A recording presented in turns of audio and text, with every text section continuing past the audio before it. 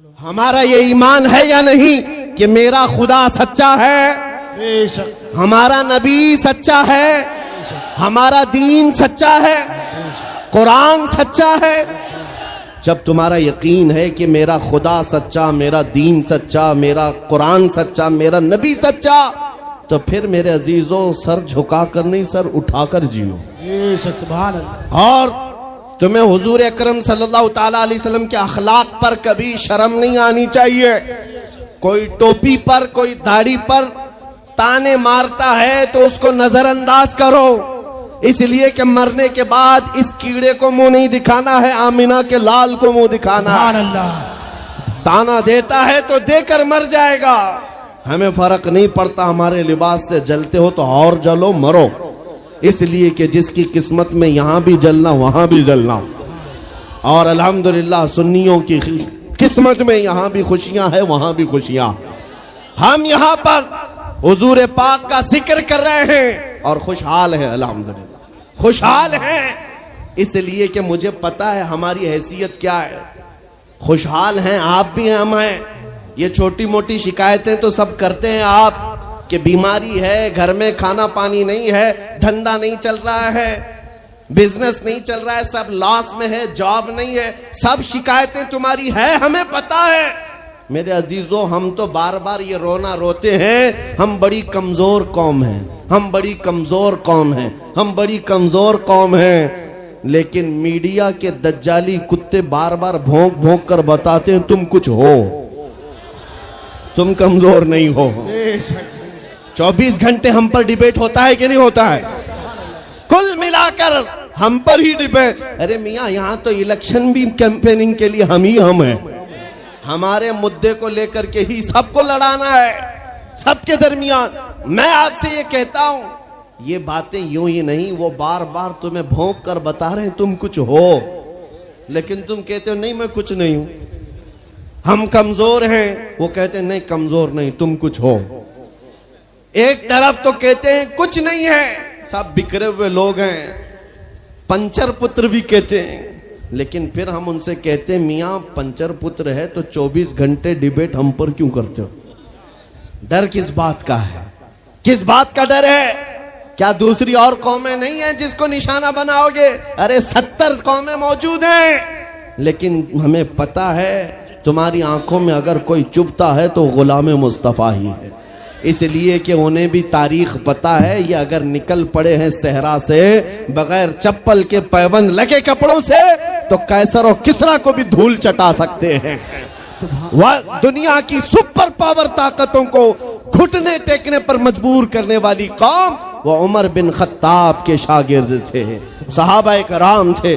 دنیا کو تاریخ پتا ہے کہ یہ جس دن پڑھنے لگ گئے خالد بن ولید کو، جس دن یہ پڑھنے لگ گئے صلاح الدین ایوبی کو، جس دن ان کو کوئی کہنے لگ گیا کہ تمہارا کوئی شہاب الدین غوری بھی تھا، تمہارا کوئی اورنگزیب بھی تھا، تو پھر یہ مردہ اور مرجھائی ہوئی قوم دوبارہ اٹھنے لگ گئی تو اچھے اچھوں کی نیند حرام ہو سکتی ہے۔ اسی لیے کہا جاتا ہے مسلمانوں کے محلے میں نشہ بانٹو، مسلمانوں کو نشہ کرواؤ، نشہ بیچنے والے یہی، نشہ کرنے والے یہی، اس لیے کہ یہ جب تک نشہ میں رہیں گے ہم سکون سے رہیں گے، اور جس دن یہ اٹھ گئے تو دوسروں کے سکون کے لالے پڑ جائیں گے۔ اس لیے میرے عزیزوں میں تمہیں بیدار کرنے کے لیے آیا ہوں، اور دنیا کی نظروں میں کھٹکتا رہوں گا، لیکن میرے پاس جتنا بھی وقت موجود ہے میں خاموش نہیں رہوں گا انشاءاللہ العزیز۔ کل کو بھی اگر میری پھانسی ہو جائے مجھے اس بات کی پرواہ نہیں ہے، دنیا سے جائیں گے، ہمارے ایک کے مر جانے کے بعد ان کتوں سے کہتا ہوں کہ اس کو یہ مت سمجھ لینا کہ اسلام ختم ہو جائے گا، مجھ جیسے 1000 کٹ بھی جائیں تب بھی ہم نعرہ یہی لگائیں گے، اسلام زندہ ہوتا ہے ہر کربلا کے بعد۔ نعرے تکبیر، نعرے رسالت، شہنشاہ خطابت، شیر ہندوستان سلمان مفتی سلمان ہزاری صاحب قبلہ۔ سبحان اللہ، سبحان اللہ۔ میرے عزیزوں بات آج ایمان کی ہے۔ میں نے آج تک کسی تقریر میں کسی کو اسلحہ اٹھانے کی بات نہیں کی، میں نے کبھی کسی کو بندوق بارود چاقو تلوار کی بات نہیں کی اور نہ ہی ہمیں ضرورت ہے۔ میرے عزیزو ہم تو چاہتے ہیں کہ تم عشق رسول کا جامہ پہن لو، حضور کی محبت کا لباس پہن لو۔ میرے عزیزو چاقو بلیڈ بھی اٹھانے کی ضرورت نہیں، تمہارے چلتے پھرتے دیکھ کر کتنے کیڑے فنا ہو جائیں۔ ہاں صرف تمہاری چلت پھرت سے کئی کتے نالیوں میں مر جائیں۔ سب کو سمجھ میں آتی ہے بات۔ اور جن لوگوں نے مجھ سے پوچھا تھا بار بار آپ کتے کس کو کہتے ہیں، میں نے کہا کوئی سنی مجھ سے پوچھا ہی نہیں،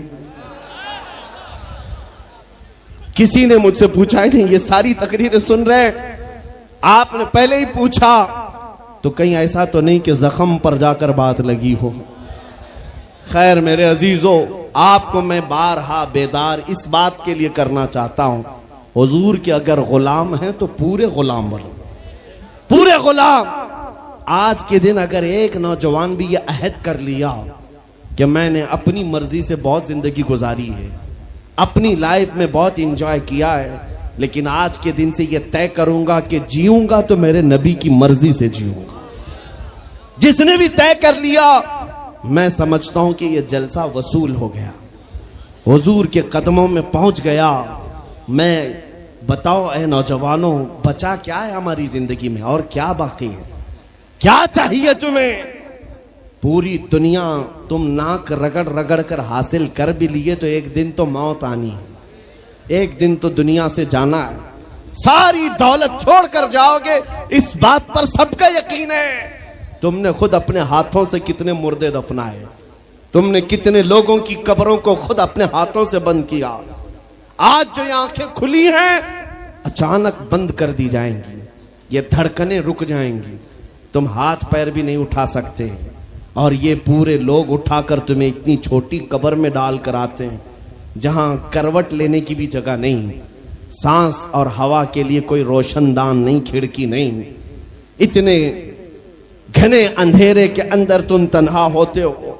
اس قبر کے متعلق سوچو، وہاں منکر نکیر جس کے بارے میں پوچھ رہے ہوں گے وہ تاجدار مدینہ کی ذات ہوگی، حضور کے بارے میں تم سے پوچھا جا رہا ہے کہ تم ان کے بارے میں کیا کہتے تھے۔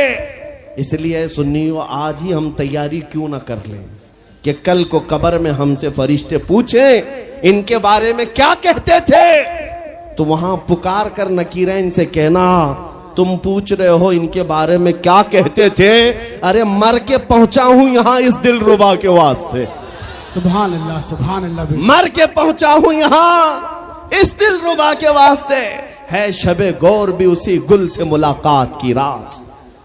عزیزان گرامی وقار، آج لے ان کی پناہ، آج مدد مانگ ان سے، کل نہ مانیں گے قیامت میں اگر مان گیا۔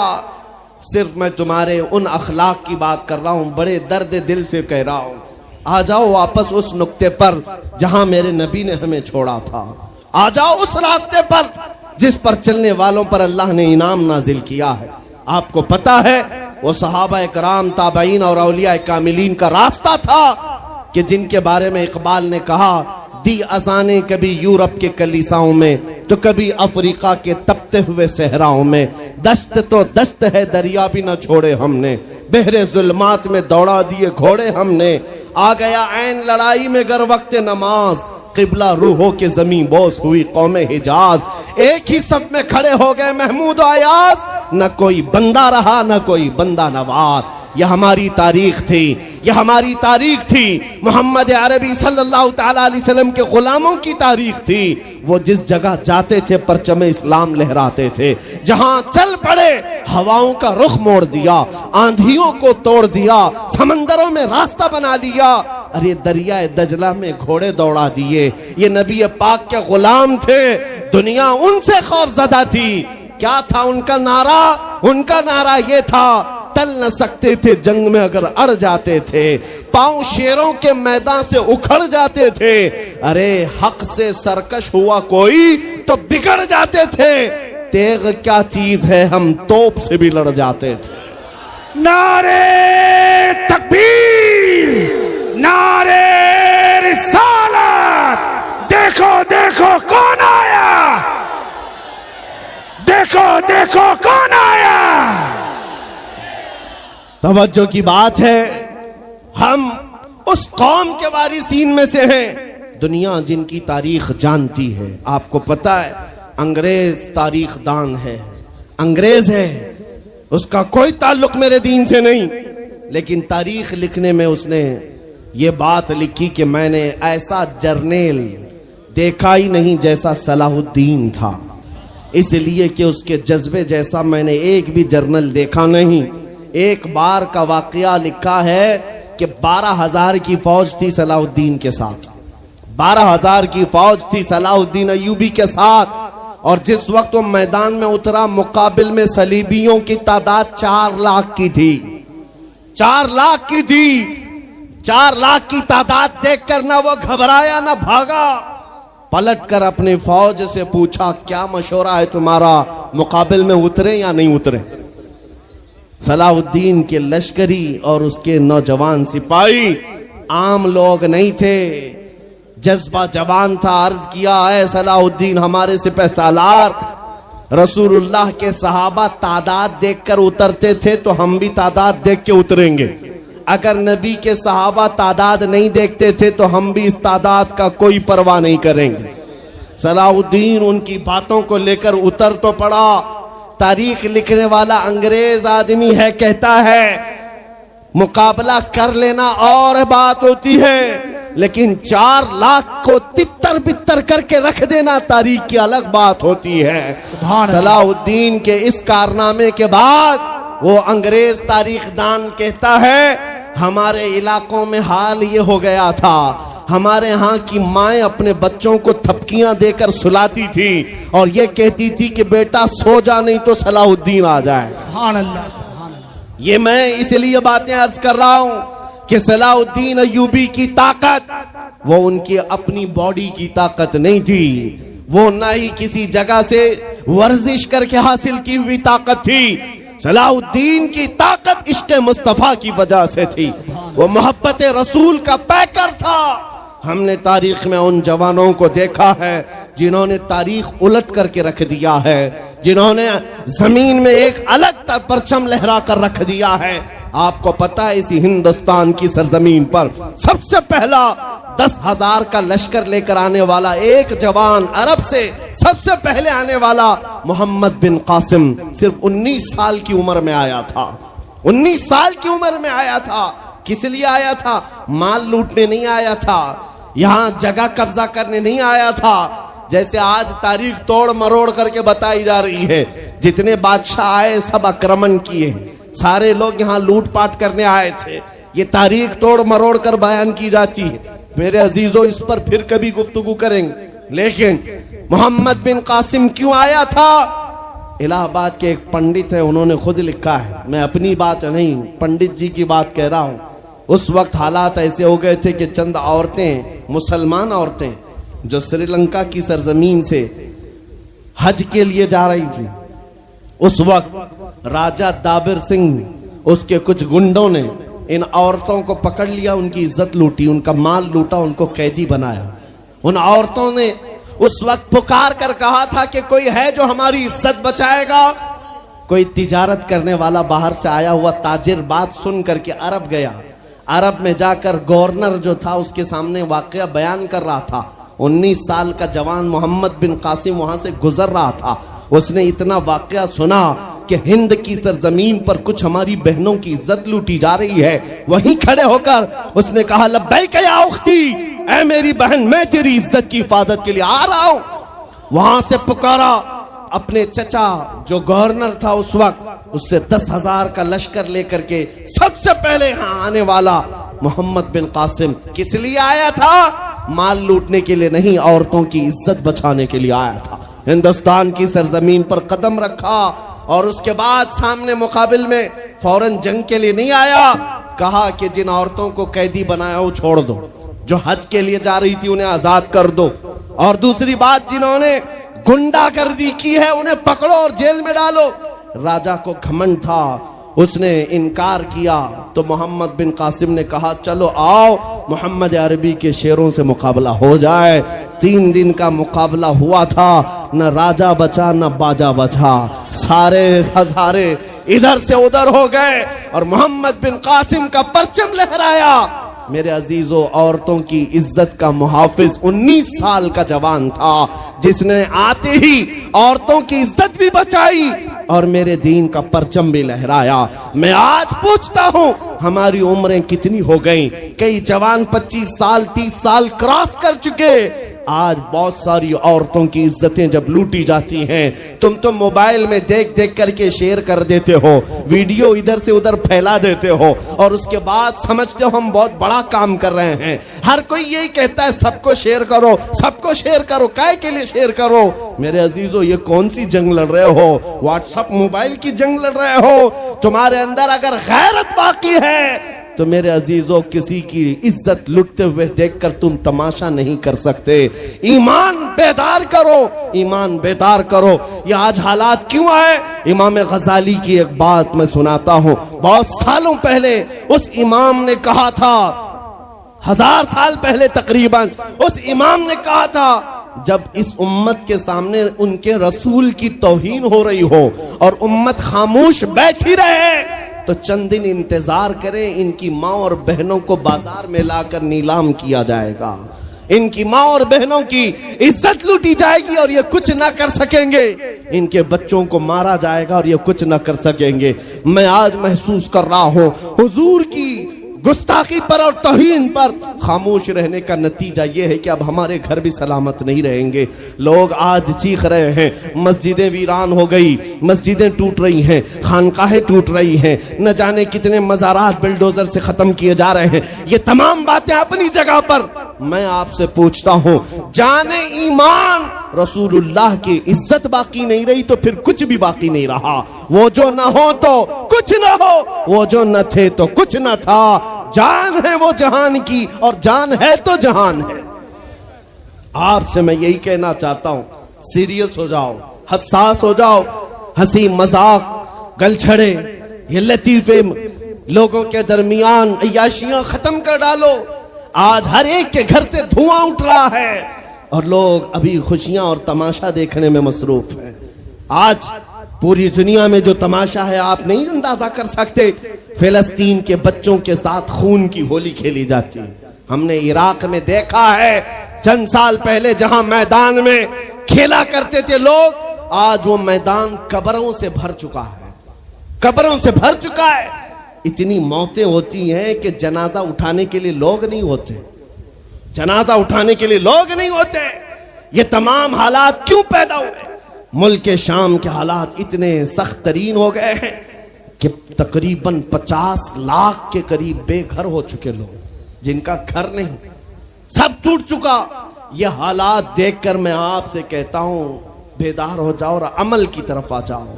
क्या अब भी तुम्हें अजानें नहीं उठाती? नमाजों के लिए दौड़ते नहीं? अल्लाह का कहर जब आता है, पकड़ आती है, तो फिर कोई तुम्हें नहीं बचा सकता, कोई नहीं बचा सकता। मैं वार्निंग भी दे रहा हूं और आपको बता भी रहा हूं कि नबी करीम सल्लल्लाहु तआला अलैहि वसल्लम का दरवाजा अभी खुला हुआ है, खुला हुआ है। और वो ऐसा नबी है, ऐसा नबी है जिसके दरबार से वाबस्ता होने में कभी आपको शर्म नहीं आएगी इंशाअल्लाह, और कभी आप अपने आप को बेआबरू नहीं समझेंगे, कभी नहीं। मैं अपनी प्रैक्टिकल लाइफ बता रहा हूं।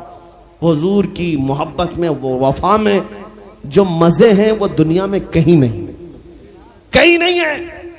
जब बेचैन दिल होता है तब भी हम, मेरे अजीजों, गाने सुनकर के अपनी बेचैनी दूर नहीं करते। हम पिकनिक पॉइंट पे जाकर अपनी बेचैनी दूर नहीं करते। जब ज्यादा बेकरारी हो तो यही कहते, उनके निसार कोई कैसे ही रंज में हो, जब याद आ गए हैं सब गम भुला दिए हैं, उनकी महक ने दिल के गुंचे खिला दिए हैं, जिस राह चल दिए हैं कूचे बसा दिए। हुजूर को याद कर लेते हैं, बेचैनी दूर होती है, बेकरारी दूर होती है।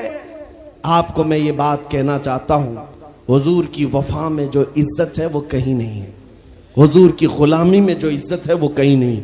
आज आपके दरमियान मैं यहां आया हूं, फतेहपुर सिकरी पहली मर्तबा, लेकिन तुम्हारा जोश और जज्बा میرے عزیزوں، رات کے 12 بجے کے بعد مجھ جیسے ایک ادنا طالب علم کے استقبال کے لیے اگر اتنا مجمع کھڑا ہے، جو کھڑا ہے، جس کو جگہ نہیں وہ بھی، جس کو جگہ ہے وہ بھی، کیوں؟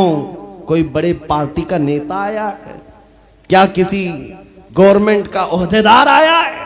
نہیں، سب کو یہاں پتا ہے کوئی نیتا نہیں آیا، حضور کا ایک غلام آیا۔ ہماری آج جو عزت ہے وہ صرف اس لیے ہے، جب تک بکے نہ تھے تو کوئی پوچھتا نہ تھا۔ یا رسول اللہ، تم نے خرید کر ہمیں انمول کر دیا۔ جب تک کہ مدینے سے اشارے نہیں ہوتے، روشن میری قسمت کے ستارے نہیں ہوتے۔ اس لیے آپ سے بھی کہتا ہوں، بے دام ہی بک جائیے بازار نبی میں، بے دام ہی بک جائیے بازار نبی میں۔ ارے اس شان کے سودے میں خسارے نہیں ہوتے۔ نعرے تکبیر، لبیک لبیک لبیک یا رسول اللہ، لبیک لبیک لبیک یا رسول اللہ، تاجدار ختم نبوت، تاجدار ختم نبوت۔ میں اپنی گفتگو کو سمیٹتے ہوئے بات عرض کرتا ہوں، تمہاری یقین کو بڑھانے کے لیے کہتا ہوں، آج بھی تمہیں پتہ ہونا چاہیے، ہمارے درد کو کوئی سمجھنے والا ہے تو آمنہ کا لال ہے، وہ مکین گنبد خضرا ہے، جو بے کسوں کا کس، جو بے سہاروں کا سہارا۔ اس رسول پاک کی عادت ہی یہ ہے، آتا ہے فقیروں پہ انہیں پیار کچھ ایسا، خود بھیک دیں اور خود کہیں منگتے کا بھلا ہو۔ آپ کو میں یہ بات بار بار اس لیے کہہ رہا ہوں کہ تم یہ مانگنا چھوڑ دو، لوگوں کے ہاں ہاتھ پھیلانا چھوڑ دو، ان کی نوکری چاکری کرنا چھوڑ دو۔ میرے مرشد تاج الشریعہ فرمایا کرتے، بلہوس سن سیم و زر کی بندگی اچھی نہیں، بلہوس سن سیم و زر کی بندگی اچھی نہیں، ان کے در کی بھیک اچھی، سروری اچھی نہیں۔ دنیا میں کہیں عزت نہیں پاؤ گے جو میرے نبی کی غلامی میں پاؤ گے، اس لیے کہ ہم نے حضور سے وابستہ ہونے والوں کو دیکھا ہے۔ وہ بلال حبشی حبشہ کے رہنے والے تھے، اگرچہ رنگ کالا تھا، لیکن جب میرے آقا کی غلامی میں آئے تو میرے آقا نے انہیں کعبے کی چھت پر چڑھا دیا، اور کعبے کی چھت پر سے اذان دے کر بلال نے یہ لوگوں کو بتا دیا، اے لوگوں مجھے دیکھو، رنگ سے عزت نہیں، مصطفیٰ کے قدموں سے عزت ہے۔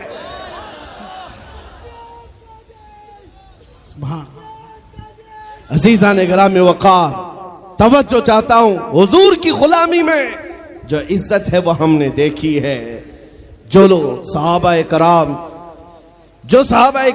سیدنا امیر المومنین عمر ابن خطاب، جن کا حال یہ تھا 36 لاکھ اسکوائر کلومیٹر پر تنہا حکومت کرتے تھے۔ اس وقت مصر بھی، شام بھی، یمن بھی، عراق بھی، فلسطین بھی، عرب، یہ 6 کنٹری پورے ملا کر تنہا حضرت عمر کی نگرانی میں تھے۔ اور ایسی نگرانی نہیں کہ یہاں بیٹھ کر کے بڑی بڑی میٹنگیں کر رہے ہوں اور غریب خستہ حال سو رہے ہوں۔ اس خلیفہ اسلام کا حال یہ تھا، وہ مدینے میں بیٹھ کر خلافت کر رہا تھا، اور بڑی دور ایک عورت اپنی بیٹی سے کہہ رہی ہے کہ آج تھوڑا دودھ میں پانی ملا لے۔ بیٹی کہتی نہیں، خلیفہ عمر بن خطاب کی خلافت ہے، عمر ابن خطاب کی خلافت ہے۔ گھروں میں تک عمر ابن خطاب کی نگرانی تھی۔ یہ کون؟ عمر ابن خطاب رضی اللہ تعالیٰ عنہ، جنہوں نے لوگوں کا خون چوس کر کے حکومت کی کرسی نہیں بٹھائی۔ اور دوسری بات یہ بھی کہ وہ عمر سادہ زندگی گزارنے والے، ان کی سیکورٹی بھی ایسی نہیں تھی کہ رولز رائز لگی ہوئی ہوں، کالی گاڑیاں آگے پیچھے گھومتی ہوں۔ میرے عزیزوں، اس عمر ابن خطاب کی بات کر رہا ہوں، جب بیت المقدس فتح ہو گیا تو وہاں سے حضرت ابو عبیدہ بن جراح نے خط لکھ کر کے بھیجا کہ لوگوں کی خواہش ہے عمر ابن خطاب آپ تشریف لائیں، بیت المقدس کی چابی آپ کے ہاتھ میں دی جائے گی، آپ تشریف لائیں۔ تو عمر ابن خطاب رضی اللہ تعالیٰ عنہ مدینے سے چل پڑے اپنا ایک غلام لے کر کے، لیکن غلام اور خود ہونے کے بعد ایک ہی گھوڑا تھا۔ طے یہ کر لیا غلام کے ساتھ کہ 1 میل میں بیٹھوں گا تو چلے گا اور دوسرے میل تو بیٹھے گا میں چلوں گا. یہ شان عمر ابن خطاب رضی اللہ تعالیٰ عنہ کی. میں کیوں کہہ رہا ہوں ابھی بتاتا ہوں. اور اس طرح سے سفر کٹتا رہا. 1 میل خود بیٹھتے, 1 میل غلام بیٹھتا تھا, کیونکہ ان کے عدل کے سامنے کسی کی نہیں چلتی. پھر جب اتفاق ایسا ہے بیت المقدس قریب آیا, لوگ سب دیکھنے کے لیے باہر آئے, لیکن گھوڑے پر بیٹھنے کی باری غلام کی تھی اور آپ کی چلنے کی تھی. باری باری ہے, غلام بیٹھا ہوا آ رہا ہے اور خلیفہ وقت رسی پکڑا ہوا آ رہا ہے. لوگ دوڑے دوڑے آئے, فلسطین کے امیر المومنین کہہ کر نعرہ لگا رہے تھے. تو جو موجود صحابہ تھے انہوں نے بتایا یہ گھوڑے پر بیٹھا ہوا امیر المومنین نہیں ہے, یہ گھوڑے کی رسی پکڑ کر جو آ رہا ہے وہ امیر المومنین ہے. عیسائیوں نے پہلی مرتبہ دیکھ کر کے پوچھا تھا, اے مسلمانوں کیا تمہارا بادشاہ ایسا بھی ہوتا ہے؟ اس وقت صحابہ نے کہا پہلی بات تو ہمارے ہاں بادشاہ ہوتا ہی نہیں, بادشاہ نہیں ہوتا. اور ان کی یہ زندگی میں اس لیے بتا رہا ہوں. پھر عیسائیوں نے کہا اگر یہ گھوڑے کی رسی پکڑ کر چلتا ہے تو اس کے ڈر سے قیصر و کسریٰ کیوں کانپ رہے ہیں؟ اس کے ڈر سے پورا ایران, پورا روم کانپ رہا ہے. آخر کون سی طاقت ہے اس عمر کے اندر؟ یہ تو رسی پکڑ کر گھوڑے لے کر چل رہا ہے. تب جانتے ہو میرے عزیزوں, عمر ابن خطاب رضی اللہ تعالیٰ عنہ نے لوگوں کو جمع کر کے بتایا, اے لوگوں سنو, میری حیثیت صرف اتنی تھی, میں خطاب کا بیٹا عمر, بچپن میں 2 بکریاں مجھ سے نہیں سنبھالی جاتی اور میرے باپ مجھے ہر دن مارتے تھے, بکریاں نہیں سنبھالنی آتی. لیکن آج غور سے دیکھو آنکھ کھول کر, وہی خطاب کا بیٹا عمر ہے, 36 لاکھ اسکوائر کلومیٹر پر تنہا حکومت کرتا ہے. اس لیے نہیں کہ خطاب کا بیٹا عمر ہے, اس لیے کہ محمد عربی کا غلام عمر ہے. نعرے تکبیر, نعرے رسالت, مرحبا یا مصطفیٰ, مرحبا یا مصطفیٰ. عزیزان گرامی وقار, میں آپ کو کئی مثالوں سے بتا سکتا ہوں. عزت صحابہ نے رسول اللہ کے قدموں سے پائی ہے, عزت نبی پاک کے قدموں سے پائی ہے. آج جس جلسے میں جائیں اعلیٰ حضرت, ابھی اگر میں پوچھوں ارے بھیا لیڈ کسی نہیں ہے بھیا, اسٹیج پہ سے نیچے آیا, فالتو لوگ سب لیڈ خراب ہو رہی ہے, وہ کسی چیز ہے. ارے بھیا فالتو لوگ نیچے آ جائیں, اتنے لوگ بیٹھنے سے کوئی فائدہ نہیں ہے, پوری لیڈ کھینچی جا رہی ہے مائکوں کی.